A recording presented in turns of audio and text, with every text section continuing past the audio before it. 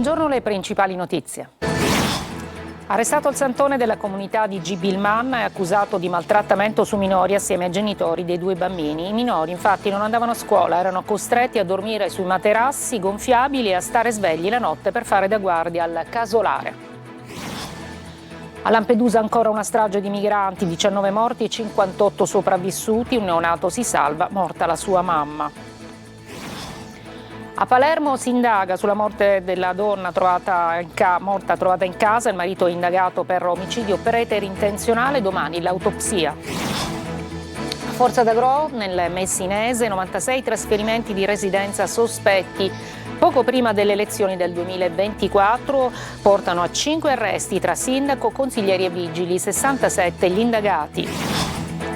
Truffa sui fondi europei per la ricerca universitaria, 23 indagati a Palermo, la Procura europea indaga per frode e falsi nei progetti universitari.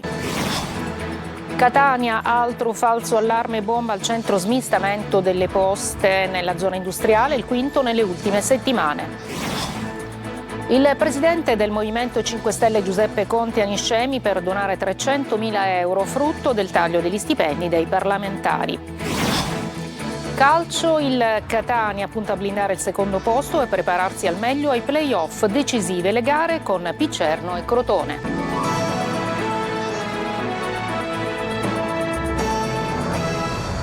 Buongiorno, benvenute e benvenuti a questa edizione del nostro telegiornale. Dunque il santone della comunità del Bosco di Gibilmanna nel Palermitano è stato arrestato per maltrattamenti su minori. Lo ha disposto la Procura di Termini Imerese. Sentiamo Marco Gullà. È finito in carcere per maltrattamenti a minori Shanti Mark Koppicar, 59 anni, il maestro spirituale di origini tedesco-indiane a capo della comunità di discepoli scoperta a Gibilmanna, a pochi chilometri da Cefalù, dove un gruppo di una quindicina di persone con 2 bambini di 7 e 11 anni viveva in condizioni precarie in un casolare abbandonato fra i boschi.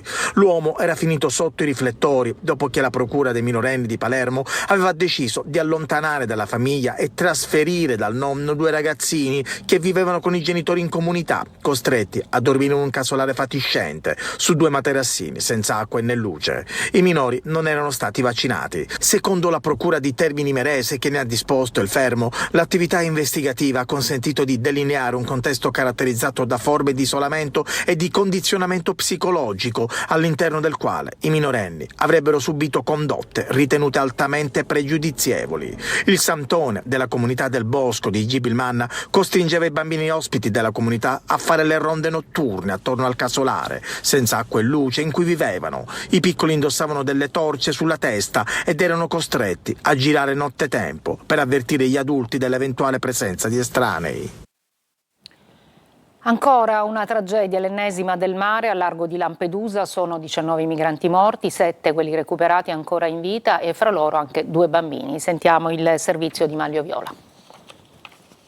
Ancora una tragedia del mare al largo di Lampedusa, sono 19 i migranti morti, 7 quelli recuperati ancora in vita e fra loro ci sono anche 2 bambini. I piccoli, uno dei quali ha appena 1 anno, sono in buone condizioni anche se infreddoliti. I 5 adulti, tutti a età compresa fra 25 e 30 anni, invece sono in ipotermia e intossicati da fumi da idrocarburi.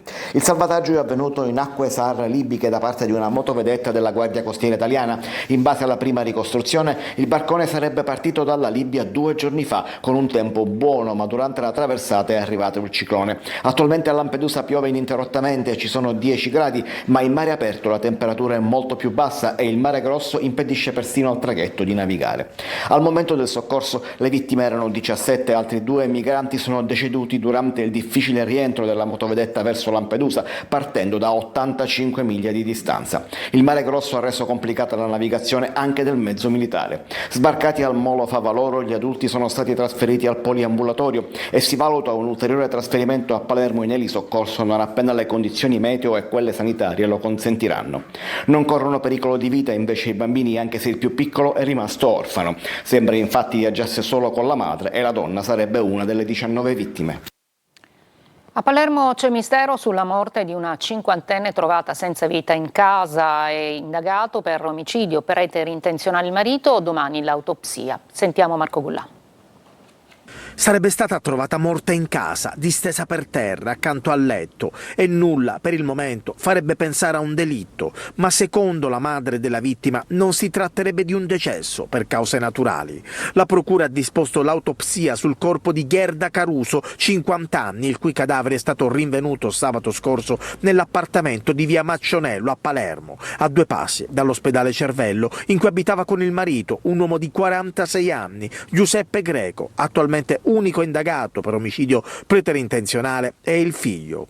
I fatti risalgono allo scorso 25 marzo. La donna, secondo una prima ricostruzione, era nell'appartamento insieme al figlio appena adolescente. A rinvenire il cadavere sarebbe stato però il marito, un autotrasportatore sempre in giro alla guida di un tir che nelle ore precedenti aveva provato a chiamare la donna senza ricevere alcuna risposta.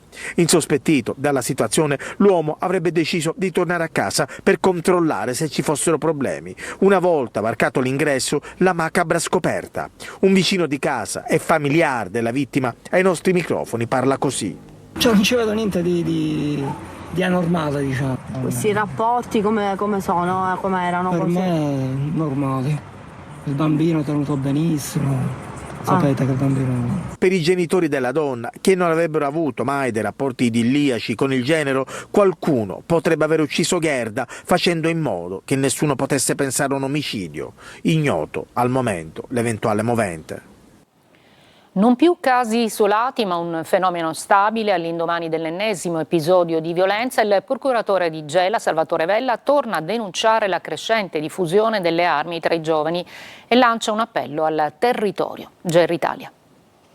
Dopo l'accoltellamento di lunedì sera e l'arresto lampo dell'accoltellatore, il procuratore capo Salvatore Vella torna a lanciare l'allarme sulla violenza tra i giovani, indicando con chiarezza un cambiamento profondo. Oggi anche le liti più banali rischiano di trasformarsi in aggressioni armate, non più un episodio isolato, ma il segnale di una deriva ormai strutturale. Non si tratta più di emergenze episodiche, i casi registrati negli ultimi mesi raccontano un'escalation costante, un dato che preoccupa soprattutto per la rapidità con cui le situazioni degenerano. Pochi secondi, una discussione, si passa alla violenza. Un salto che, sottolinea la procura, segna un cambiamento culturale prima ancora che criminale. Continua a sembrare che nel caso in cui avvenga una lite l'unico strumento per affermare la propria persona o il rispetto del proprio onore sia fare sgorgare il sangue. Questo è una situazione che va oltre, diciamo, quello che può essere consentito in una realtà produttiva, viva, socialmente viva, appunto come Gela. Da qui l'appello: non basta l'azione delle forze dell'ordine, serve una risposta più ampia che coinvolga famiglie, scuole e tutte le agenzie educative. Fare rete, prevenire e intervenire prima che il conflitto esploda. Se avete amici che vanno in giro armati anche soltanto di un coltello,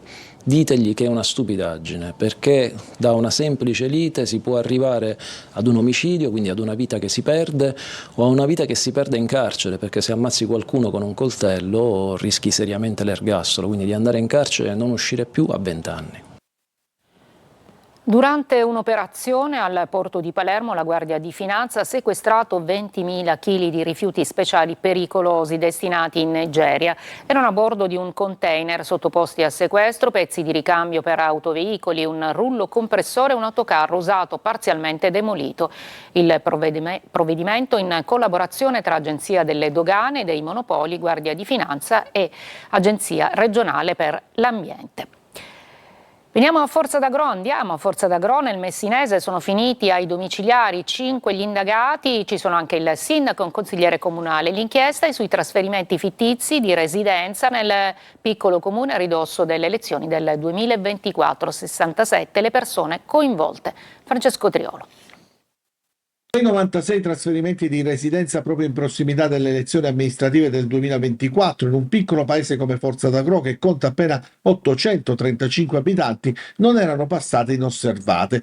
Trasferimenti in alcuni casi avvenuti appena in tempo rispetto ai 45 giorni necessari prima delle elezioni. L'inchiesta, avviata dalla Procura di Messina dopo una segnalazione di anomalie, ha portato questa mattina a 5 ordinanze cautelari per i reati di associazione per delinquere finalizzata alla falsità del pubblico ufficiale in atti pubblici. Ai domiciliari sono finiti il sindaco di Forza d'Agro, Bruno Miliadò, un consigliere comunale, un agente e una ausiliare del traffico della polizia municipale ed è stato disposto il divieto di dimora a carico di un altro consigliere comunale.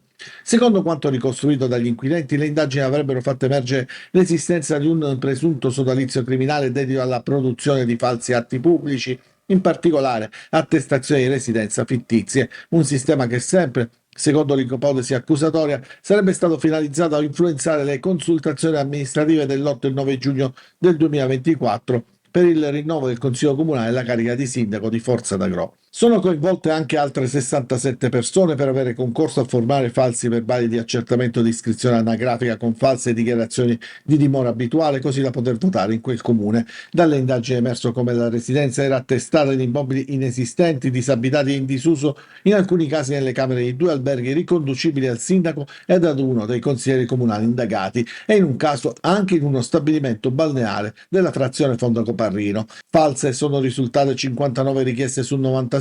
In quelle elezioni, dove votarono 673 aventi diritto, Miliadò vinse con uno scarto di 30 voti, mentre la lista che lo sosteneva si è affermata con 40 preferenze di scarto. Sul rapporto mafia e politica abbiamo sentito il procuratore di Catania Francesco Curcio. Il politico vuole il potere e lo gestisce con i voti per gestire i flussi economici. Il peccato questo della politica. Sentiamo l'intervista realizzata da Lorena Dolci. In questo connubio con la politica, come si è andato evolvendo negli ultimi anni, la mafia diventa sempre più colletto bianco, non ha più bisogno di corrompere i politici perché sono, diciamo, una loro stessa emanazione. Ma esiste, per così dire, una forma di corruzione, se vogliamo, che è quella elettorale, e cioè il politico cosa vuole? Più che i soldi, vuole il potere, vuole gestire i flussi economici. Da qui poi può trarne anche dei vantaggi personali. Ma quello che gli interessa è occupare una postazione dalla quale gestisce i flussi economici che vengono dalla regione, che vengono dall'Unione Europea, che vengono dallo Stato italiano. E per poterlo fare che cosa ha bisogno? Di voti. Ora mi dirà lei, ma la mafia quanti voti può controllare? Ma anche se fossero il 5% sono decisivi. Perché se lei sposta il 5% da una parte o dall'altra vuol dire che poi sposta in realtà il 10%, e quindi chi ha il 41 avrà il 51 delle preferenze, non so se sono stato chiaro, quindi ha un ruolo fondamentale in questa logica, per cui e qui è il peccato della politica, cioè che aspetta che i magistrati facciano le indagini e facciano la condanna definitiva, abbiano la condanna definitiva, ma non è che voglio dire è un diritto assoluto quello di fare il sindaco, si fa fare il sindaco alle persone che non risultano specchiate anche all'esterno, quindi le mele marce andrebbero allontanate fin da subito, al sorgere del primo sospetto. Truffa sui fondi europei per la ricerca farmaceutica universitaria. Sono 23 gli indagati a Palermo fra professori universitari, ricercatori e imprenditori, ma il giudice per le indagini preliminari ha respinto la richiesta di arresto per 17 di loro perché i fatti sono troppo lontani nel tempo. Manlio Viola. Truffa aggravata e falso materiale nell'ambito dell'uso dei fondi europei per la ricerca. Con queste accuse la Procura europea indaga a Palermo su 23 fra professori universitari, ricercatori ed imprenditori. L'inchiesta riguarda il progetto di ricerca BITOS e nasce dalle dichiarazioni di 2 ricercatori che hanno raccontato agli inquirenti come alcuni professori siano stati pagati senza aver mai contribuito e come siano state rendicontate spese per materiali e acquisti di attrezzature mai realizzati grazie ad accordi fra professori e imprenditori. Il progetto BITOS è una ricerca nel campo delle tecnologie biologiche, chimiche e farmaceutiche. Indagando sulle attività del Dipartimento dell'Università di Palermo diretto dal professor Vincenzo Arizza, i PM Geri Ferrari e Amelia Luise si sarebbero poi imbattuti anche in altri progetti come la ricerca Smiling. Nel mirino della procura anche Antonino Fabrizio, amministratore e titolare di fatto dell'associazione Progetto Giovani e dell'associazione Più Servizi Sicilia. La truffa ipotizzata risale agli anni fra il 2018 e il 2023. A dicembre del 2024 la Procura europea avanzò al GIP 17 richieste di arresto, tutte respinte dallo stesso GIP lo scorso 6 febbraio. Per il magistrato a impedire l'applicazione dei provvedimenti cautelari sarebbe la risalenza nel tempo delle condotte, troppo dunque il tempo trascorso dalla commissione dei reati perché possano configurarsi i motivi di arresto. Gli indagati hanno già reso gli interrogatori preventivi e adesso la Procura ha presentato un ricorso al Tribunale del riesame contro la decisione del GIP. A Catania, quinto allarme bomba in poche settimane al centro di smistamento delle poste della zona industriale. Ancora un pacco sospetto e scattano le procedure di sicurezza, evacuata la struttura. Sentiamo Desiree Ferlito. Il quinto allarme in poche settimane, sempre al centro di smistamento di poste nella zona industriale a Catania. Un'escalation che preoccupa lavoratori e istituzioni, stesso copione dell'ultimo episodio registrato nella notte tra domenica e lunedì, quando uno dei dipendenti si era trovato davanti a un pacco alimentato a una batteria e da cui fuoriuscivano alcuni fili. L'ordigno, risultato poi inoffensivo, era stato creato appositamente per seminare terrore. Ma chi e perché trama per generare terrore? Potrebbe essere un avvertimento nei confronti di qualcuno e per quale ragione? Intanto monta la preoccupazione anche tra i sindacati. Il segretario dell'UGL Comunicazioni parla di minaccia inaccettabile alla sicurezza pubblica, sottolineando il clima di tensione crescente e ribadendo la piena fiducia nel lavoro delle forze dell'ordine. Anche questa volta è stato un dipendente a notare il plico sospetto, attivando immediatamente le procedure di sicurezza. Sul posto sono intervenuti gli artificieri della questura, l'area è stata messa in sicurezza e tutti i dipendenti sono stati fatti uscire dalla struttura in attesa nel piazzale del centro. Quel che è sicuro è che 5 allarmi in pochi giorni è un segnale troppo forte che non può più essere ignorato. Una breve pausa, poi andremo a Niscemi, dove ieri il Conte, il leader dei 5 Stelle, ha donato 300.000 euro alla popolazione.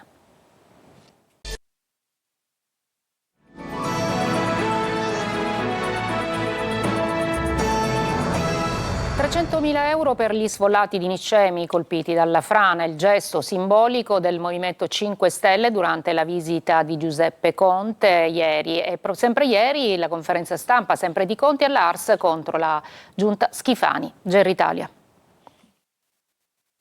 300.000 euro subito disponibili per chi ha perso la propria casa. Parte da qui la visita a Niscemi del presidente Giuseppe Conte, che insieme ai rappresentanti del Movimento 5 Stelle ha consegnato simbolicamente agli sfollati le risorse raccolte attraverso il taglio degli stipendi dei parlamentari. Un aiuto concreto destinato a coprire le necessità più urgenti, dall'acquisto di beni di prima necessità ai servizi locali, con l'obiettivo di sostenere anche il tessuto economico delle imprese niscemesi. Ma dietro il gesto simbolico resta una situazione ancora complessa. Tra abitazioni inagibili e famiglie lontane dalle proprie case, l'emergenza legata all'evento franoso continua a pesare sulla comunità. Nel corso della visita Conte ha incontrato per la seconda volta il comitato dell'evento franoso e gli sfollati. Un confronto diretto fatto di richieste precise e criticità ancora aperte. La politica, se prende degli impegni, deve mantenere, perché su quello che si basa la fiducia dei cittadini. Noi siamo all'opposizione, anche qui in Sicilia, non possiamo risolvere noi i problemi, ma quel che è certo è che noi ce la mettiamo tutta, anche non solo per quanto riguarda gli emendamenti del provvedimento che li riguarda, che sono in Parlamento nazionale, lavoriamo qui in Assemblea siciliana e poi il nostro piccolo facciamo, perché oggi iniziamo a distribuire i primi concreti aiuti tagliandoci gli stipendi. Tra le priorità indicate, interventi sui prezzi delle abitazioni, misure di ristoro economico e soluzioni immediate per affrontare le difficoltà quotidiane. Questa mattina il leader dei 5 Stelle era stato anche a Palermo, da dove aveva rilanciato la questione morale e politica, denunciando un sistema che da oltre 10 anni lascia i cittadini senza risposte. Nel mirino il governo regionale che, dice, deve andare a casa. Parole dure che si accompagnano all'annuncio di un impegno diretto con la promessa di una presenza più costante in Sicilia. La pagina sindacale ST, incontro a Palermo all'assessorato alle attività produttive, ha confermato il ruolo centrale del sito di Catania del colosso dell'elettronica, ma resta il nodo dell'acqua soprattutto per il rilancio delle nuove produzioni. Sentiamo il servizio di Orazio Longo. Catania come sito produttivo ad alti volumi, con il mantenimento delle linee in silicio su M5 a 200 mm e lo sviluppo della nuova tecnologia GaN, oltre al rafforzamento delle attività di ricerca attraverso un ecosistema integrato e l'adozione di metodologie avanzate di analisi e automazione. A Palermo, all'assessorato regionale dell'attività produttiva e alla presenza dell'assessore Tamaio e del sindaco di Catania Trantino, si è parlato di STM, confermato il ruolo strategico del sito etneo inserito in una dimensione internazionale e gli investimenti annunciati con una crescita occupazionale prevista fino al 2034 tra le 2.000 e le 3.000 unità. Ma le preoccupazioni rimangono, sottolinea il sindacato GL, per l'incertezza nell'attuazione delle fasi 2 e 3 del progetto. Le fasi 2 e 3 invece purtroppo sono delle circostanze che dipendono molto dal mercato. ST ha puntato molto sull'elettrificazione dell'auto, questo purtroppo oggi il mercato non permette di avere una visibilità a lunga gittata e quindi sta pensando di avere anche altre eventualmente opzioni per poter investire sul mercato. Ci auguriamo che questo accada perché dobbiamo mettere chiaramente in salvaguardia sia le tecnologie attuali, ma dobbiamo soprattutto pensare a quelli che sono i livelli occupazionali e gli investimenti e anche le assunzioni. All'incontro di Palermo per la multinazionale era presente Fabio Gualandris, che ha presentato un aggiornamento delle prospettive per quanto riguarda Catania e il centro di progettazione di Palermo. Sono state posticipate di un anno, dal 2026 al 2027, alcune produzioni, ma c'è anche un altro nodo sottolineato dai sindacati per Fiorme e CGL. Senza accordo sull'acqua è a rischio l'investimento STM se non sarà sottoscritto con la Sidra un contratto che stabilisca in modo puntuale quantità, qualità e tariffa dell'acqua realmente disponibile. Ci fermiamo, breve pausa, alla pagina dello sport. Il Catania si prepara alla sfida contro il Picerno.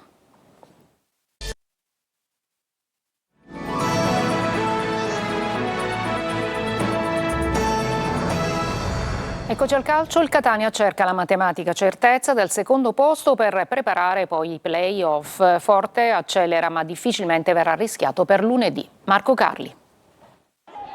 Se non è già centrato, poco ci manca. Il secondo posto, abbondantemente blindato con la vittoria di Latina e i risultati delle avversarie dirette dell'ultimo turno, ha bisogno della matematica. E anche per avere o rendere più vicino il conforto definitivo dei numeri, i 3 punti con il Picerno lunedì sarebbero importanti, oltre che per dare seguito ai progressi evidenziati dal Catania, soprattutto nella prima metà del secondo tempo del Francioni, quando i rossazzurri sono stati i padroni del campo. Viali lavora proprio per questo. Il macro obiettivo l'ha definito, la fase offensiva. Fare apprendere i concetti è il tema dominante, è, se vogliamo, il motivo preponderante per cui l'allenatore è stato scelto.